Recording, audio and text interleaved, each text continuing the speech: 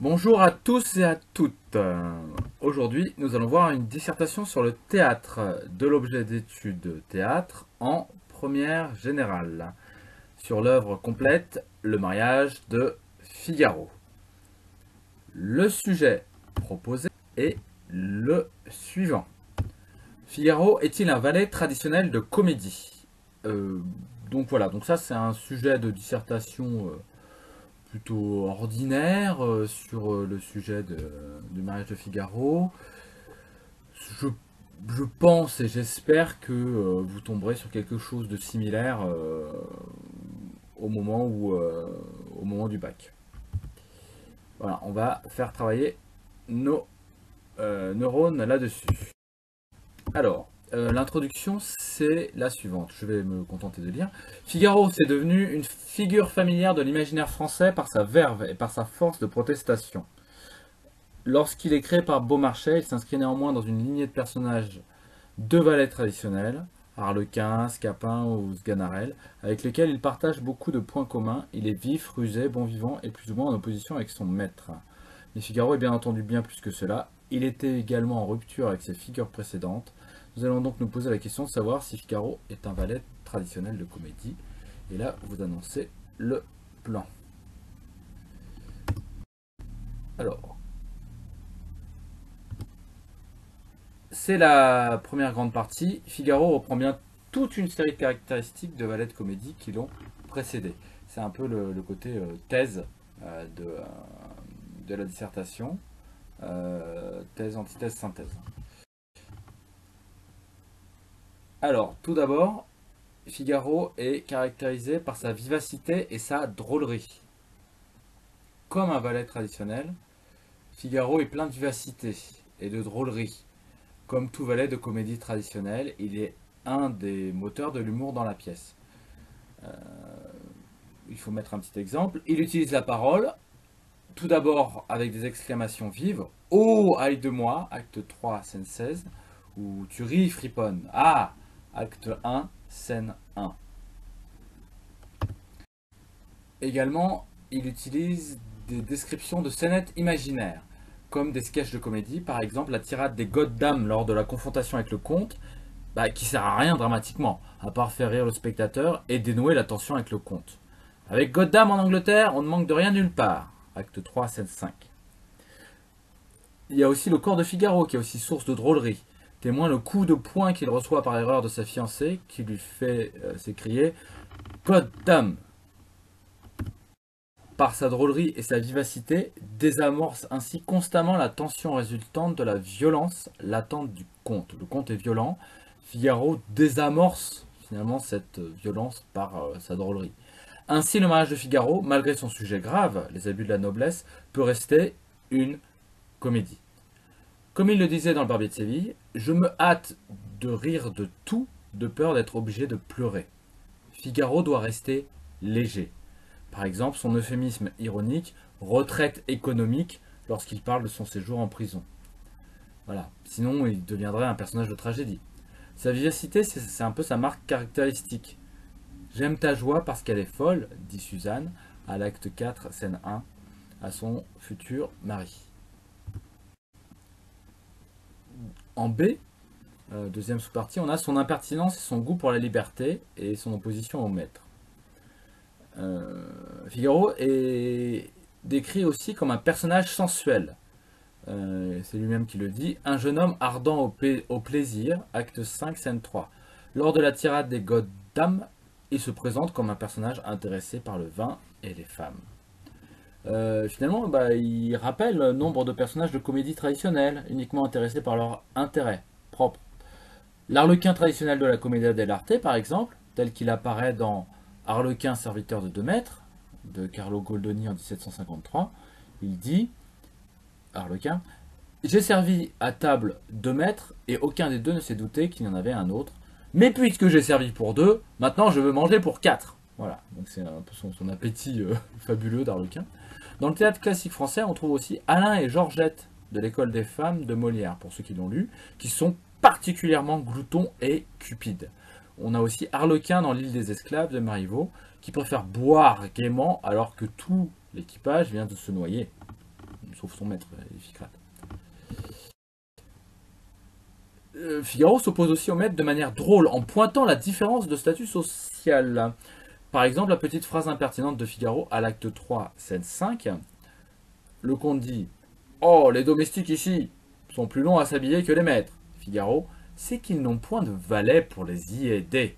Et oui, donc il se moque un peu de son maître là-dessus, de ce rapport hiérarchique et de la plainte des puissants. Figaro se place ainsi dans une tradition théâtrale bien ancrée. Le valet paresseux, jouisseur, qui obéit à son maître à contre-cœur ou en rechignant, et en rêvant secrètement à une autre organisation sociale, pas telle qu'elle apparaîtrait dans l'île des esclaves, hein, où les rôles maître et valet sont inversés. Le valet traditionnel se signale aussi par son ingéniosité. Il y a un peu de Scapin dans Figaro, pour ceux qui connaissent les fourberies de Scapin.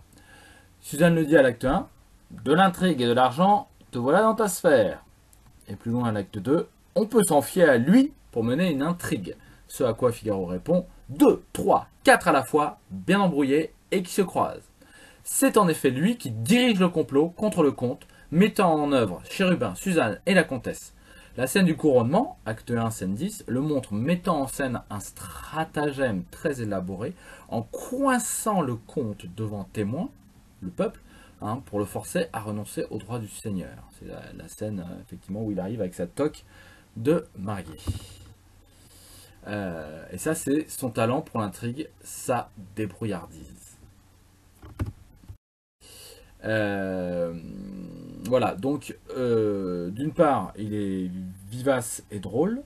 D'autre part, il a un certain talent pour s'opposer au maître. Et en même temps, c'est un grand stratège. Finalement, tout ça, ça rentre vraiment dans la lignée du valet traditionnel de comédie.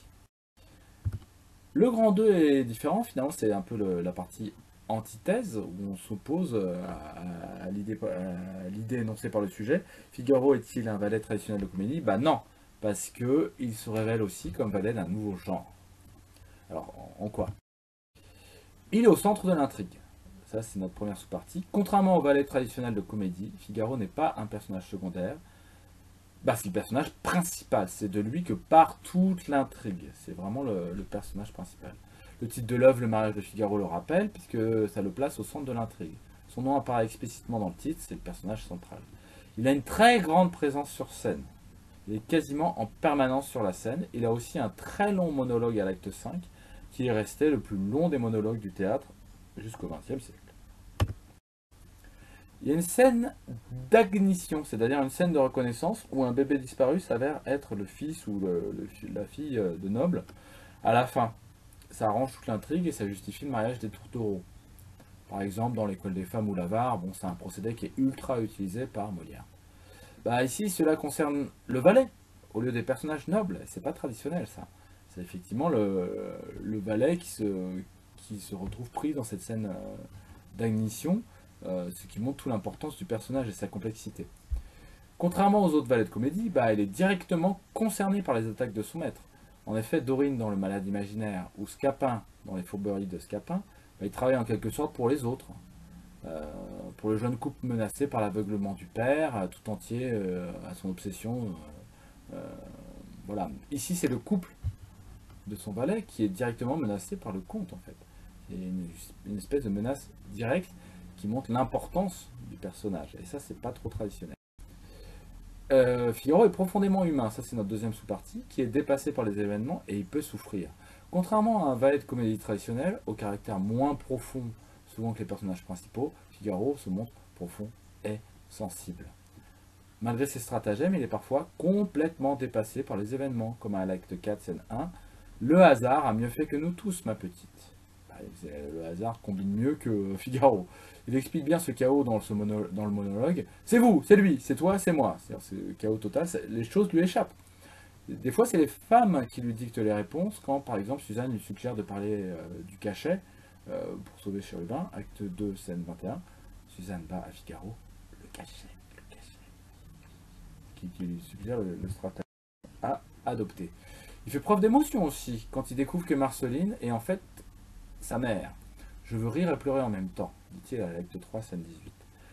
Et surtout, évidemment, il y a le fameux, trop fameux long monologue de l'acte 5 qui ne sert pas à exposer le stratagème du valet, simplement à se montrer comme personne humaine et blessée. Il explique ses sentiments et se montre désemparé, en colère, à bout de ressources. J'ai tout vu, tout fait, tout usé. Puis l'illusion s'est détruite et trop désabusée. Désabusée. Il évoque même le suicide. Pour un coup, je quittais le monde. Les 20 brasses d'eau m'en avaient séparé. Également, troisième sous-partie, il peut remettre en cause, attaquer verbalement son maître et il peut aussi porter des idées nouvelles. Finalement, plus que l'opposition un peu traditionnelle contre le maître, il y a plutôt une sorte de rage contre le maître et les puissants. C'est surtout dans ce monologue qu'éclate la colère de Figaro contre son maître, avec des apostrophes devenues célèbres. Figaro s'adressant au comte absent, parce que vous êtes un grand seigneur, vous vous croyez un grand génie. Qu'avez-vous fait pour tant de bien? Vous vous êtes donné la peine de naître et rien de plus. Là, la critique se fait directe. Hein. Figaro remet en cause l'ordre social, il remet en cause la noblesse. Pourquoi la noblesse est-elle si puissante et occupe-t-elle tous les bonnes places?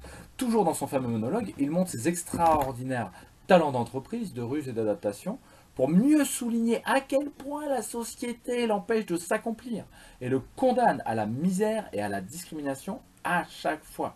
Alors ici, vous pouvez reprendre les différentes cibles de Figaro dans son monologue, donc la censure, les nobles, le comte, etc., etc.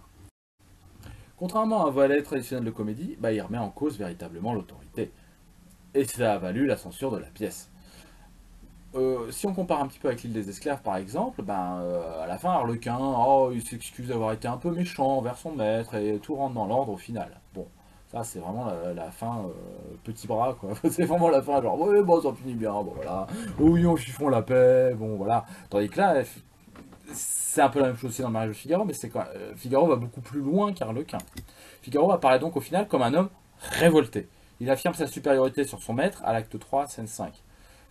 Effectivement avec le comte, une réputation détestable. Figaro, et si je vaux mieux qu'elle? Y a-t-il beaucoup de maîtres qui puissent en dire autant?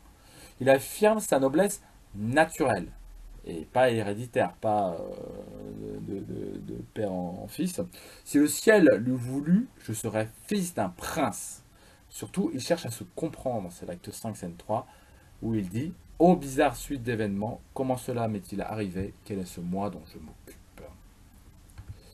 En cela, effectivement, il s'oppose aux personnages de ballet qui servent surtout de faire valoir dans les comédies. Figaro, il montre qu'il a une vraie profondeur, il est capable de réflexion sociale, et même qu'il est un représentant des Lumières. Mettez-le dans votre dissertation, ça. Il pense par lui-même, il cherche à se perfectionner sans cesse en acquérant de nouvelles connaissances, barbier, vétérinaire, journaliste, etc., sans suivre les vieux préjugés. En ce sens, il annonce déjà la Révolution française, qui verra triompher les idées qu'il porte de valeurs personnelles, et les valets renverser les maîtres.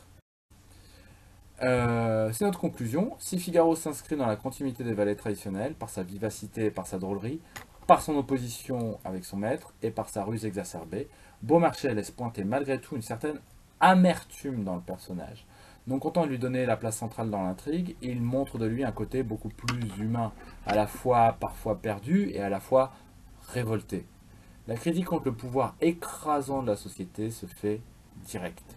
Figaro, renouvelant la figure du valet, il y aura beaucoup de continuations dans le théâtre.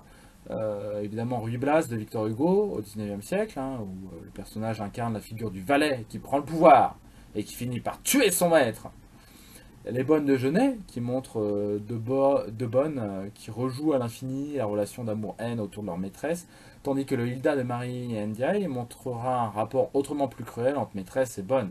Effectivement, en apportant une analyse sociale profonde et une critique de la société, le personnage de Figaro a amené une réflexion qui est encore féconde jusqu'à nos jours.